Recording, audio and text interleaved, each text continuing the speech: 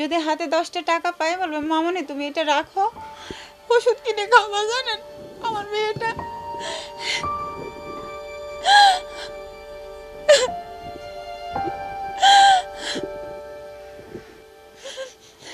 আইসিইউর ভিতরে যখন থাকছি তখন আমার হাজব্যান্ড শুধু আমাকে বলছে তুই মরিস না কেন, কখন মরবি। আর যতক্ষণ আমার বাড়ি থেকে টাকা না পাঠাইছে ততক্ষণ আমাকে দেখেনি। একটা ফল কেনার টাকা হলেও ফোন দিয়ে বলছে যে টাকা পাঠান, তা না হলে আমি ফল কিনে খাওয়াতে পারবো না। আমি তো সুখী হওয়ার জন্য গেছিলাম, তোর এই সুখ হয়নি কেন। বোনের হয় সিজার হওয়ার পরে আমরা যখন 7 দিন পর বাসায় আসি তো হঠাৎ করে একটা রং নাম্বার থেকে ফোন আসে। তো আমি রিসিভ করছিলাম, আপু তো খুব অসুস্থ ছিল। তো রিসিভ করার পর আমি জিজ্ঞাসা করি কে, সালাম দেওয়ার পরে তো ও প্রথম দিন বলল আমি তোমার ভাইয়া হই, এরকম এরকম। তা আমি বলছি আমি অপরিচিত মানুষের সাথে কথা বলি না। এরকম করতে করতে 5-6 মাস পরে ওর পরিচয় দিল যে ও ইঞ্জিনিয়ারিং করে, এরকম এরকম। তারপরে আস্তে আস্তে কথাবার্তা হয়। ওর মা বাবাকে, আমার বিয়ে ঠিক হয়েছিল এক জায়গায় আমার নিজেদের ভিতরেই।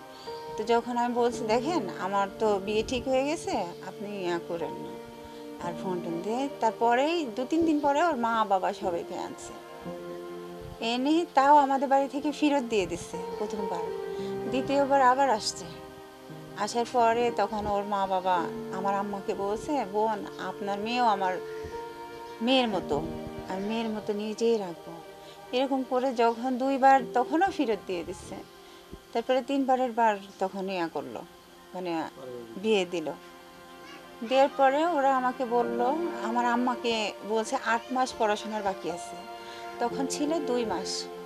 আর বলছিল না যে ছেলে ডায়াবেটিস আছে, ইনসুলিন ইউজ করে, আমাদের বাড়িতে কাউকে বলছিল না। তো আমি বিয়ের পরে যে দেখি ও ইঞ্জেকশন নেয়। তো আমি জিজ্ঞাসা করি যে এগুলো কেন, বলে কি সে ডায়াবেটিক্স রুগী, তাকে আমি ওকে বিয়ে করছি এই জন্যই যে ডায়াবেটিক্স রুগী অনেক থাকতো, সুগার থাকতো, ডাক্তারে ওকে ইমার্জেন্সি বিয়ে করে ফেলতে বলছে, তা না হলে আর কখনো বাচ্চা হবে না। সবচেয়ে তো বড় ভুল করছি আমি, ছোট ভাইয়ের উপর জেদ দেখায় এই লোকের সাথে বিয়ে করে এখন আমার জীবনটা শেষ। তারপরে মনে করেন 3 বছর বেকার। বেকার ছেলের বউ কেমন থাকে শ্বশুর বাড়িতে, সব সময় অত্যাচার, নির্যাতিত, সব সময় না খাওয়া। কিন্তু তার ছেলে যখন আসতো তখন বলতো তোর বউ এটা করছে ওইটা করছে, ছেলে কখনো প্রতিবাদ করেনি যে কেন ইয়া করনি। তারপরে 2016 সালে আমার ছোট মেয়ে, ওর বয়স তখন 1.5 বছর কি 2 বছর, তখন ও টিভি দেখে ডান্স বাংলা।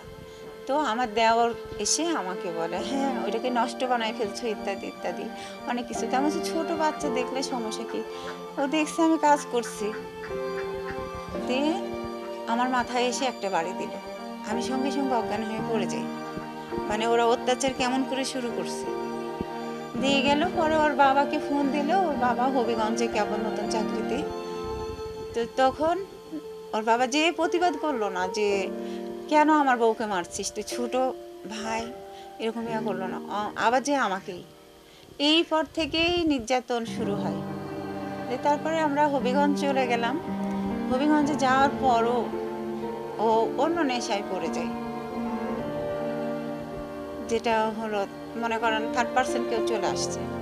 তারপরে এই যে আমার উপরে এরকম অত্যাচার প্রতিনিয়ত, এই যে আমাকে যখন মারধর করে তখন বুকের উপরে এখানে 2 হাত দিয়ে কিলাতো আমার ফুসফুসের উপরে, আবার 2 পায়ের চিপার মাঝখানে আমার মাথাটা নিয়ে মারতো।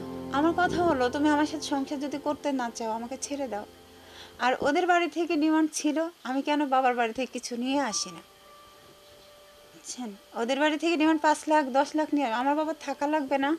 আমি তো বিয়ের আগে বলছিলাম যে আমার বাবার কিছু নাই, মেয়ে ছাড়া, আমরা 5টা ভাই বোন ছাড়া দেওয়ার মতো কিছু নাই। তখন আমার শাশুড়ি বলছিল যে আমাদের বাড়ির কেউ যৌতুক নেয় না, আমরা যৌতুক নিয়ে বিয়ে দিই না, তাহলে এখন এগুলো আসছে কেন। ওই মেয়ে না হলে আমি পুরাই মরে যেতাম। মেয়ে দৌড়াতে দৌড়াতে রাত 12টার সময় না রে নেহা, পরে এসে বলছে কি যে আবার ওই মেয়েটার সাথে কথা বলে। আর আমার হঠাৎ করে বুকে ব্যথা হয়েছে। আমি শুধু ওর পা দুইটা ধরে বলছি, তুমি একটু আমার পাশে আজকে রাত্রে থাকো। ও আমার সাথে থাকে না, আলাদা রুমে থাকে। তো আমি বলছি আমার খুব বুকে যন্ত্রণা করছে। আর ও আমারে দৌড়ে নিয়ে এসে চুলে খাটের উপরে ইচ্ছা মতো বুকের উপর কিল দিল, দিয়ে আমাকে ইয়া থেকে ফেলে দিল খাট থেকে। তারপর থেকে আমি অসুস্থ হওয়ার পরে হাত পা সব ব্যাকা হয়ে গেছিলো। দিয়ে 24 দিন আমাকে ঘরের ভিতর রেখে দিয়েছে, খাবার দেয়নি, পানি দেয়নি, কিচ্ছু না। না দিয়ে ওই 24 দিন যদি আমাকে ডাক্তার দেখাতো তাহলে আর আইসিইউর ভিতর আসা লাগতো না। আমার অনেক ওষুধ কেনা লাগছে, বাচ্চা দুইটা ঠিক জায়গায় পড়ার জায়গা পাচ্ছে না। খাওয়ারও যদি কিছু খাবার খেতেও মন চায় তাও বলে না যে মা আমার এটা খেতে মন চায়। যদি হাতে 10টা টাকা পাই বলবে মামনি তুমি এটা রাখো, ওষুধ কিনে খাওয়া। জানেন আমার মেয়েটা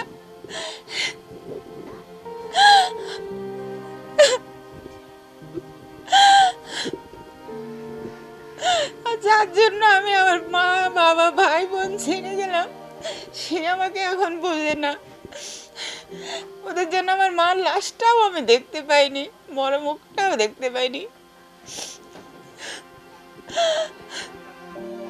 আর এখন আমি অক্সিজেন পাচ্ছি না, যখনই ওদের কথা মনে হয় অক্সিজেন পাই না। আর আমার ছোট ভাই আমার সাথে আজকে 14-15 বছর কথা বলে না, আমার মুখও দেখেন না।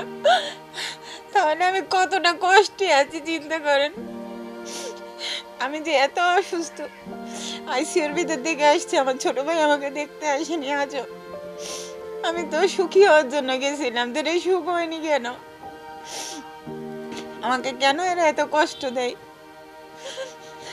আইসিইউর ভিতরে যখন থাকছি তখন আমার হাজবেন্ড শুধু আমাকে বলছে তুই মরিস না কেন, কখন মরবি। আর যতক্ষণ আমার বাড়ি থেকে টাকা না পাঠাইছে ততক্ষণ আমাকে দেখেনি। একটা ফল কেনার টাকা হলেও ফোন দিয়ে বলছে যে টাকা পাঠান, তা না হলে আমি ফল কিনে খাওয়াতে পারবো না, এরকম করছে। খাবার কিনে খাওয়ায়নি, যখন টাকা পাঠাইছে আমার বোনে ভাই তখন তার আগে খাবার পাঠায়নি।